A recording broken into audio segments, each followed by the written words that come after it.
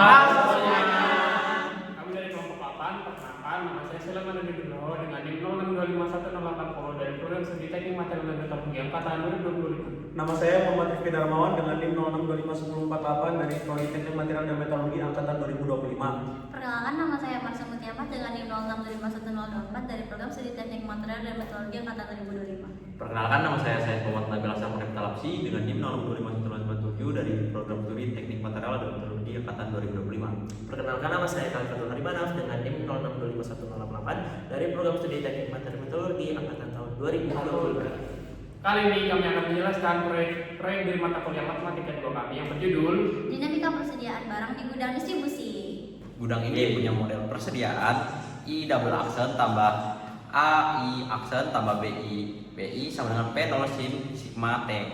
Nah, kalau dari sini kita lihat ada I double aksen tambah 3I aksen tambah 5I sama dengan 8 sin 2T dengan I 0-nya itu sama dengan 10, I aksen 0-nya sama dengan 0. Selanjutnya ada karakteristik kompleks, yaitu R sama dengan min 1,5 plus minus akar dari 11 per 2. Solusi ini diperoleh karena nilai diskriminan persamaan karakteristik adalah D sama dengan min 11, sehingga bernilai negatif dan menghasilkan sepasang akar kompleks, yaitu R sama dengan min 3 per 2 plus minus akar 11 per 2I. Dari akar tersebut diketahui bahwa bagian realnya yaitu alfa sama dengan min 1,5, sedangkan bagian imajinерnya adalah beta sama dengan akar 11 per 2 atau 1,65. Nah, kemudian bila bagian real yang negatif menunjukkan bahwa respon sistem akan terus mengalami penurunan secara eksponensial menuju faktor E pangkat min 1,5T. Sementara itu, komponen sinus dan kosinus menunjukkan bahwa selama proses tersebut sistem masih mengalami oscilasi atau fluktuasi sebelum akhirnya mencapai kondisi yang stabil. Jika dikaitkan dengan kasus pengelolaan stok gudang, hasil ini menunjukkan bahwa ketika terjadi lonjakan ataupun penurunan stok secara tiba-tiba, perubahan tersebut tidak akan berlangsung terus-menerus. Fluktuasi stok akan berangsur-angsur mereda seiring waktu hingga sistem kembali ke kondisi keseimbangannya. Dengan demikian, model ini menggambarkan bahwa sistem distribusi memiliki sifat stabil karena setiap gangguan yang terjadi akan menghilang secara bertahap. Oke, setelah kita menggunakan rumus amplitudo ini, kita mendapatkan untuk setiap W didapatkan amplitudo sekian, yaitu 1,60 untuk W sama dengan 1, sedangkan untuk W sama dengan 2 yaitu 1,32 dan W sama dengan 5 adalah 0,32. Setelah kita memasukkan rumus itu terhadap simulasi matematika grafik, maka didapatkan grafik seperti ini. Di mana W1 digambarkan untuk garis berwarna biru.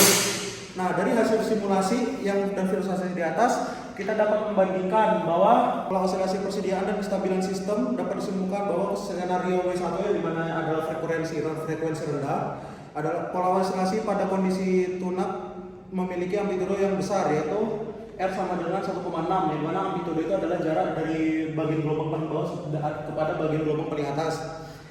Hal ini terjadi karena perubahan permintaan yang lambat memberikan waktu yang cukup bagi sistem distribusi untuk merespon secara penuh. Sedangkan untuk skenario W sama dengan 2, yang mana itu adalah skenario utama, amplitudo tunak sedikit mengecil, yaitu R sama dengan 1,316. Ini menunjukkan transisi menuju respon yang lebih terendam. Sedangkan untuk skenario W sama dengan 5 yang